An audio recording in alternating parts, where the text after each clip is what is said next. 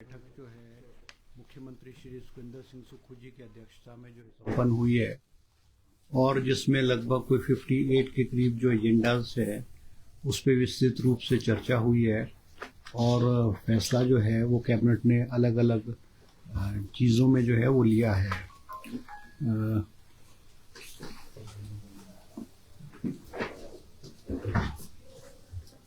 इसमें medical college हमारा जो मेडिकल कॉलेजेस हमारे हैं हमीरपुर में, इसमें हमारे जो कैंसर का डिपार्टमेंट खोलने का फैसला लिया है, जिसमें लगभग कोई 250 के करीब पोस्टें जो हैं अलग अलग कैटेगरीज की जो है सैंक्शन की गई है। इसी तरह से मेडिकल कॉलेजेस, हमारे जो मेडिकल कॉलेजेस हैं, चाहे जिमसी है, टांडा है, चंबा है, हमीरपुर है और नाहन मेडिकल कॉलेज है, वहाँ पे जो टेक्निकल स्टाफ है उनकी बहुत शॉर्टेज थी। जैसे रेडियोग्राफर है, ओटीएस थे, फार्मासिस्ट थे। इनकी आज कैबिनेट ने 120 पोस्टें जो है वो अलग अलग कैटेगरीज की, जिसमें रेडियोग्राफर है, ओटीए है, ऑपरेशन थिएटर असिस्टेंट है, फार्मासिस्ट हैं, इनकी 120 पोस्टें जो है सैंक्शन की है। इसी तरह से 2 पोस्टें जो हैं वो असिस्टेंट प्रोफेसर की जो है आईजीएमसी में, डिपार्टमेंट ऑफ हॉस्पिटल एडमिनिस्ट्रेशन, इसमें भी 2 पोस्टें सैंक्शन जो है कैबिनेट ने की है। आज कैबिनेट ने एक 4 पोस्टें कोचेस की, हमारी जो स्पोर्ट्स हॉस्टल है भराड़ी डिस्ट्रिक्ट हमीरपुर में, इसमें भी 4 पोस्टें जो है सैंक्शन की गई हैं। इसके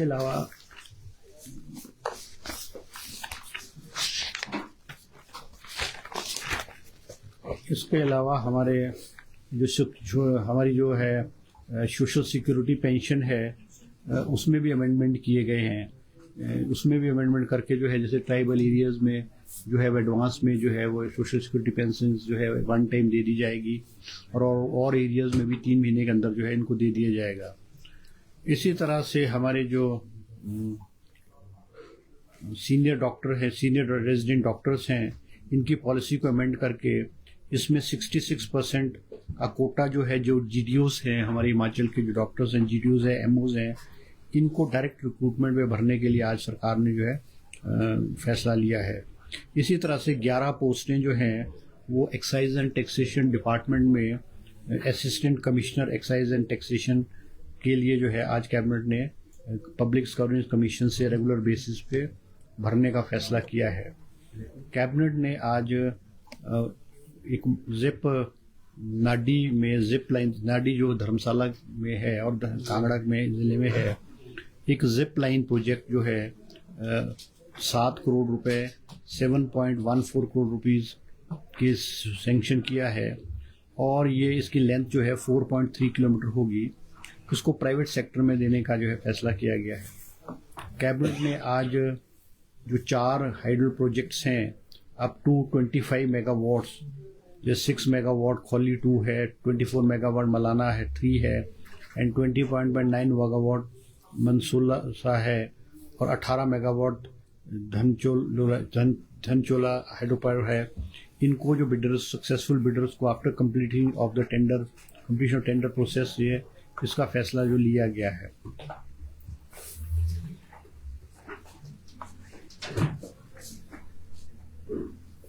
इसके अलावा cabinet also gave its approval to adopt the national policy on geothermal energy to facilitate the exploration and development of untapped geothermal energy resources in the state.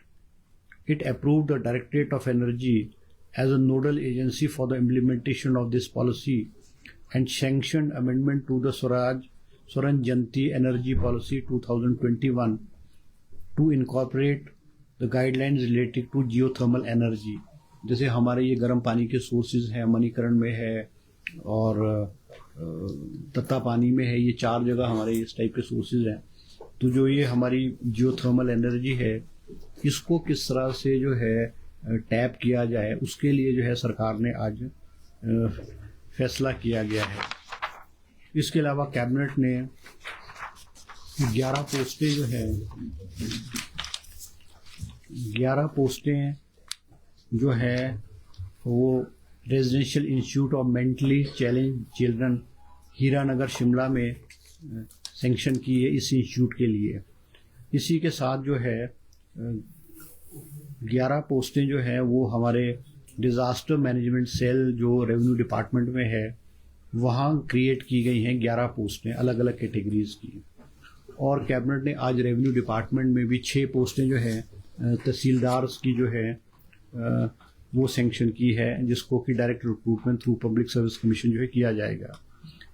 इसी तरह से क्योंकि बहुत सारे केसेस जो हमारे रेवेन्यू में जैसे डिमार्केशन के हैं या तकसीम के हैं या अलग अलग जो रेवेन्यू के हैं रेवेन्यू कोर्ट्स में है, स्टाफ की कमी होने की वजह से जैसे तहसीलदार नहीं है, नायब तहसीलदार की शॉर्टेज है, कानगोज पटवारी की शॉर्टेज है। तो आज गवर्नमेंट ने कैबिनेट ने फैसला लिया है कि जो रेवेन्यू ऑफिसर्स हैं, पटवारी हैं, कानगो है, नायब तहसीलदार है, जो रिटायर्ड हैं, इनको री एंगेज किया जाएगा ऑन एन फिक्स अमाउंट, ताकि ये जो डिस्पोजल है रेवेन्यू के जो केसेस का डिस्पोजल है और लोगों को जो है तुरंत राहत मिले, इसके लिए आज कैबिनेट ने ये फैसला लिया है। इसी तरह से कैबिनेट ने आज 4 पोस्टें junior engineer JEs horticulture as job trainee in the public works department जो है उसको भी वो भी स्वीकृत की है। इसी तरह से 4 पोस्टें जो हैं वो हमारे स्पोर्ट्स कोच बरहाड़ी, तो मैंने आपको बता दिया है।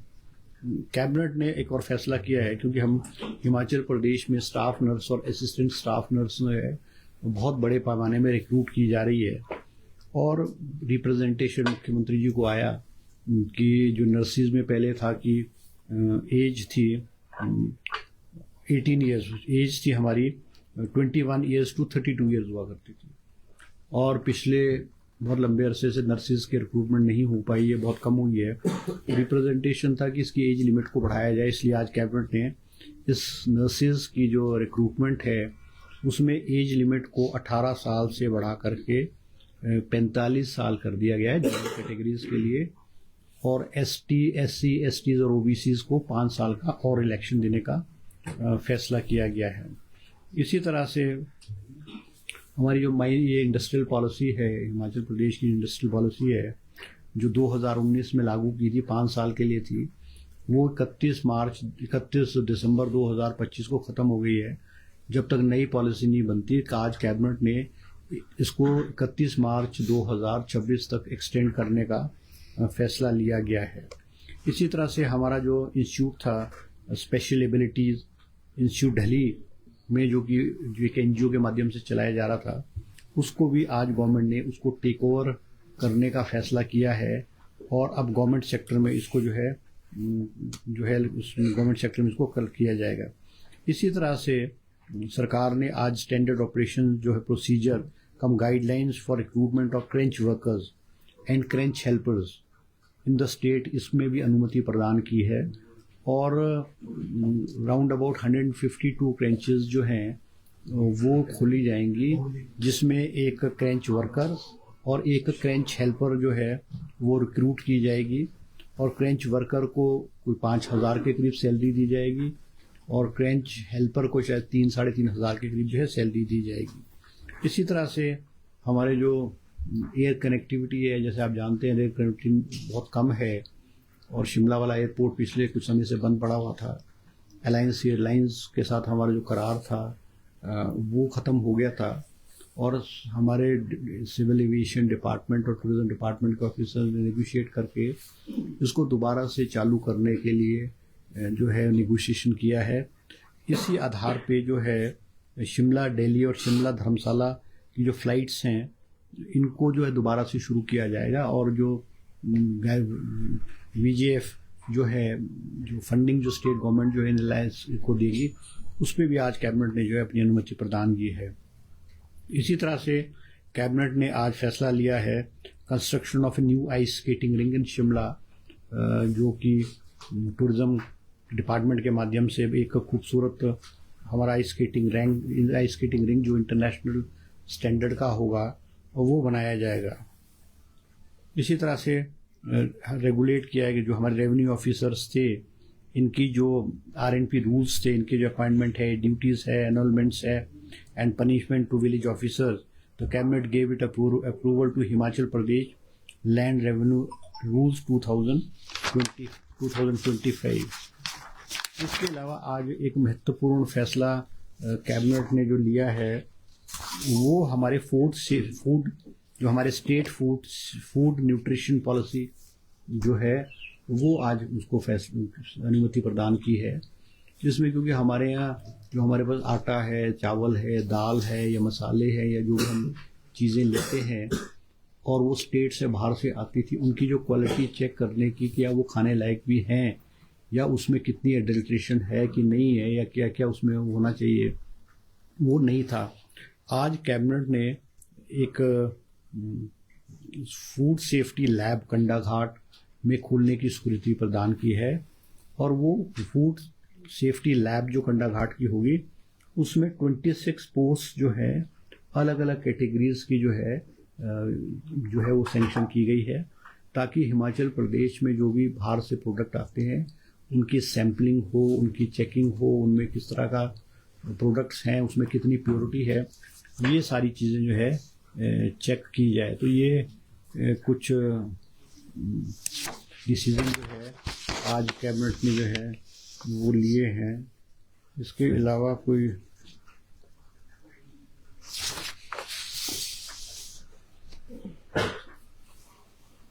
हाँ ये डिसीजन है।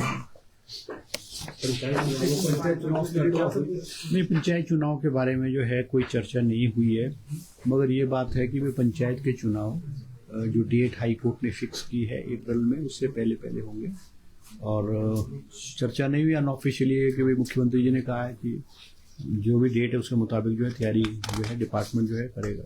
सर, हाई कोर्ट के आदेशों की पालना की जाएगी, चुनौती नहीं देगी? नहीं, चुनौती तो नहीं दे रहे ना, चुनौती तो नहीं दे रहे। वो हाई कोर्ट जब अप्रैल में जो हाई कोर्ट ने कह दिया है, अब वो तो मुख्यमंत्री जी ने कहा था कि प्रोज एंड कॉन, उसके हाई कोर्ट की जजमेंट है उसके प्रोज एंड कॉन या वो व्हाट डज इट क्या हुआ उसको देखने के लिए मुख्यमंत्री जी ने बात की। तो मुख्यमंत्री जी ने कोई हाई कोर्ट के ऑर्डर को चैलेंज करने की बात नहीं की थी। तो डिजास्टर एक्ट कब तक रहेगा? डिजास्टर एक्ट तो वो सर प्रधान भी आए, डिजास्टर पूरे प्रदेश भर से सर प्रधान भी आए। डिजास्टर एक्ट का बताओ। नहीं, डिजास्टर एक्ट तो अभी लगा हुआ है ना। डिजास्टर एक्ट तो लगा जब तक जब नॉर्मलसी देखो ऐसे ना कि जो प्रदेश में नुकसान हुआ है, बहुत सारी चीजें टेम्परेरी रिस्टोर की गई हैं, अब जब तक परमानेंट रिस्टोर नहीं की जाएगी तो डिजास्टर एक्ट लगा हुआ है।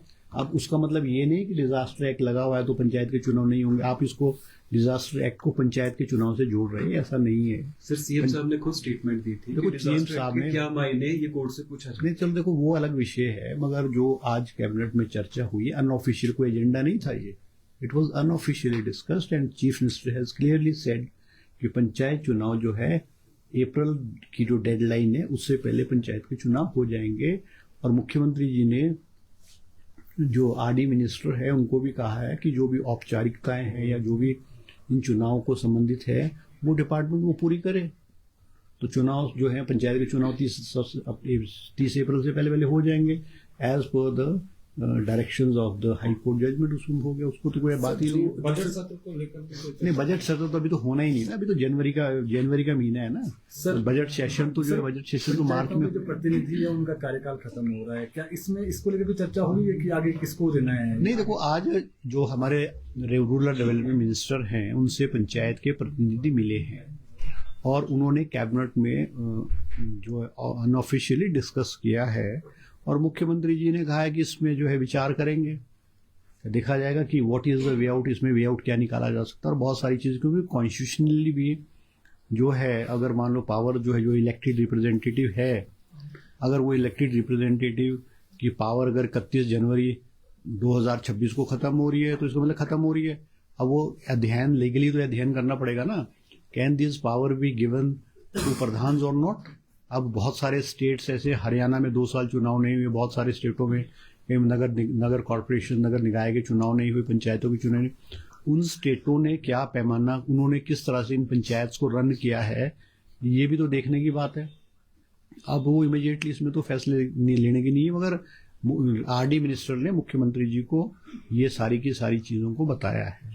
सर 2021 में हुआ था सर, जो प्रिंसिपल्स हैं और जो पंचायत सेक्रेटरीज है, कमेटी बनी थी, उनको दिया गया था जब अभी तक इस पे अभी तक कोई फैसला नहीं किया गया है। हो सकता है नेक्स्ट कैबिनेट जब होगी उसमें, नेक्स्ट कैबिनेट में ये वाला एजेंडा आ जाएगा, उसमें किस तरह से इसको टैकल किया जाएगा। सर टीसीपी का भी मुद्दा था, टीसीपी का मुद्दा था कोई कैबिनेट?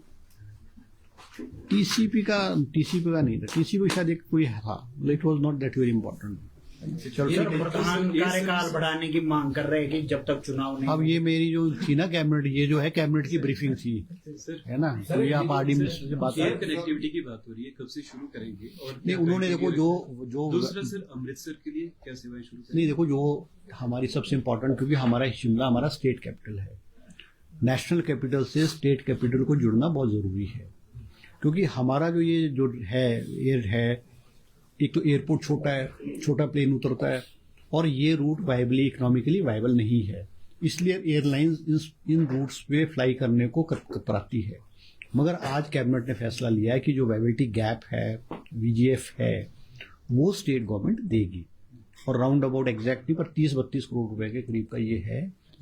आज कैबिनेट ने अनुमति प्रदान की है कि फ्लाइट दिल्ली से शिमला आए, शिमला से धर्मशाला जाए, धर्मशाला से शिमला वापस आए, और दिल्ली वापस जाए। तो दो हमारे ये स्टेशन शिमला एंड धर्मशाला की कनेक्टिविटी के लिए कहा है। जो वायबिलिटी गैप है, वीजीएफ है, जो ये कंपनी को लॉस है, वो हिमाचल गवर्नमेंट उसको बेयर करे। सर बीवीजी राम जी पे कोई चर्चा नहीं, कोई चर्चा नहीं सर। मंत्री और अधिकारियों के बीच में कोई चर्चा इस बारे में कोई